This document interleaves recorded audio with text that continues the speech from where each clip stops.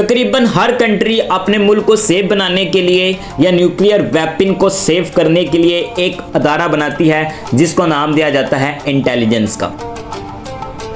अपने मुल्क से रिलेटिव जितनी भी इंफॉर्मेशन होती है उसको अपने मुल्क तक रखने के लिए और दूसरे दुश्मन मुल्क से इंफॉर्मेशन लेने के लिए भी इंटेलिजेंस काम करते हैं, जिसमें आपके पास CIA आ जाती है, इसी तरह रा आ जाती है, ISI और मोसाद। लेकिन इन जितनी भी अगर लिस्ट आप देखें इंटेलिजेंस की, तो आज के दौर में जो रैंक पे फर्स्ट पे आ रही है वो मोसाद है। जी हाँ, मोसाद इसराइल की एक इंटेलिजेंस ब्यूरो है जो कि इंतहाई खतरनाक है। अगर मोसाद के कारनामे आप देखेंगे सुनेंगे तो वाकई आपको पता चलेगा कि ये कितनी खतरनाक है। यही वजह है कि जितने भी ममालिक हैं दुनिया में इस वक्त वो मोसाद से डर रहे हैं। क्यों? मोसाद जितनी भी इंफॉर्मेशन होता है न्यूक्लियर से या फिर अपने मुल्क के जितने भी एंटीज होते हैं उनको ख़त्म किए बिना अपना टारगेट नहीं छोड़ा। ये बात है 2009 की, जब ईरान एक मिशन पे था न्यूक्लियर वेपन बनाने के, क्योंकि हर कंट्री यही चाहता है कि उसके पास एक न्यूक्लियर मिसाइल हो या फिर एटम बम हो जिससे वो अपने कंट्री को सेफ बना सके और दुश्मन की कंट्री को मार गिरा सके। ईरान के बारे में बात की जाए तो ईरान इस तरह के तजर्बे बहुत करता है, तो वो न्यूक्लियर वेपन या एटम बम बनाने के रास्ते में था और उसका ये प्लान बड़ा सीक्रेट था। लेकिन 2009 में एक इनके बारे में डॉन न्यूज़ में खबर लीक हो गई कि ईरान एटम बम लॉन्च करने जा रहा है, और ये बात अमेरिका और रशिया को हजम ना हुई। क्यों? ये दोनों ममालिक न्यूक्लियर वेपन की रेस में सबसे आगे हैं और ये नहीं चाहते कि इनके मुकाबले में कोई खड़ा हो सके। ईरान और अमेरिका की आपस में वैसे भी नहीं लगती, तो अमेरिका किसी भी तरह ये पसंद नहीं करता कि ईरान न्यूक्लियर वेपन बनाए।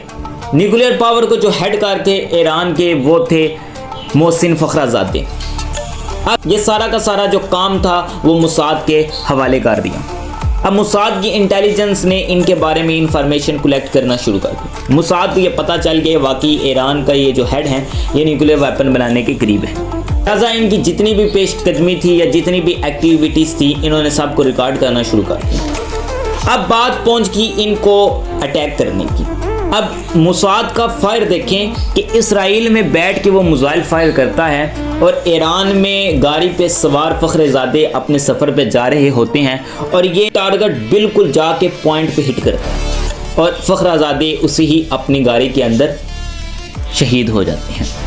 और मोसाद का ये कारनामा कोई आम कारनामा नहीं था, सक्सेस आम सक्सेस नहीं थी, क्योंकि उन्होंने एक हेड को, ईरान की न्यूक्लियर हेड को उन्होंने मार गिराया था और ये एक दफ़ा फिर ईरान न्यूक्लियर वेपन बनाने से पीछे रह गया।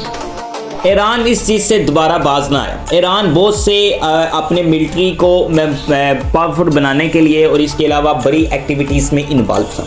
USA को दोबारा इसकी एक्टिविटी के बारे में पता चल गया और इस वक्त जो ये एक्टिविटी परफॉर्म कर रहे थे वो ईरान के जनरल थे, आर्मी जनरल कासिम सुलेमानी। अब उनका एम ये था कि अब इनको मारा जाए। अब ये टारगेट भी मोसाद को दे दिया गया। मोसाद ने दोबारा बाय एयर कासिम सुलेमानी पर फायर किया, वो भी पॉइंट पे जाके हिट हुआ और कासिम सुलेमानी अल्लाह को प्यारे। ये बात भी ईरान से हजम ना हुई। 3 दिन मुल्क के अंदर सोग मनाया गया और इसका जवाब भी ईरान ने दिया, लेकिन ईरान दोबारा एक कीमती असासे से महरूम हो गया। मोसाद अपने दुश्मन पर ही नहीं बल्कि पूरी दुनिया में जितनी भी उनके खिलाफ आवाज़ें उठती हैं उनको हमेशा के लिए वो बंद कर देते हैं। पाकिस्तान भी जब न्यूक्लियर एटम बम बनाने के सफ़र पे था तो पाकिस्तान को भी बड़े ख़तरात फेस करने पड़े। उनमें से उस वक्त भी मोसाद ने पाकिस्तान के अंदर काफ़ी अटैक किए, लेकिन पाकिस्तान अल्हम्दुलिल्लाह महफूज रहा। और उसमें से एक इंसिडेंट कोहाटा इंसिडेंट था जिसमें इसराइल बिल्कुल पूरी तैयारी के साथ पाकिस्तान के एटम बम पे हमला करने वाला था लेकिन ना कर सका। इस बारे में भी आपको इन्फॉर्मेशन अगली वीडियो में मिल जाएगी कि कोहाटा इंसिडेंट क्या था। आप अंदाज़ा लगाएं कि पाकिस्तान सरगोदा के अंदर एक शख्स 30 साल से इमाम मस्जिद है, कोई पता नहीं चलता कि ये बहुत से लोग उनके साथ अटैच थे, लेकिन ISI को पता चल गया कि ये बंदा मोसाद का है, इसको मोसाद ने हायर किया हुआ है। 30 साल के बाद पता चला कि ये वाकई ही मोसाद ने इसे ऑपरेट किया हुआ है और ये सारी की सारी इंफॉर्मेशन लेके इसराइल को प्रोवाइड करता था। और मुसाद इस चीज़ पर कायल है कि हम पत्थर का जवाब ईंट से देंगे। मुसाद को क्योंकि ऑपरेट करने में यूएसए का हाथ भी है और यूएसए अपनी जितनी भी प्लान होते हैं या टारगेट होते हैं जब उनसे पूरे नहीं होते तो मुसाद उनको हायर करती है। लेकिन नो डाउट कि मुसाद बहुत अच्छी है, उनकी मुसाद ने जितनी भी एक्टिविटी या ऑपरेशन परफॉर्म की उसमें वो सक्सेसफुल रही। लेकिन आईएसआई को भी इग्नोर नहीं किया जा सकता। पाकिस्तान की आईएसआई का भी बड़ा डंका बजता है, तो पाकिस्तान की आईएसआई के भी कोई मद्दे मुकाबिल नहीं। अगर पाकिस्तान की आईएसआई ना हो तो यकीन जाने मुसाद, CIA और जितनी भी इंटेलिजेंस है वो पाकिस्तान को चबा के खा जाएँ।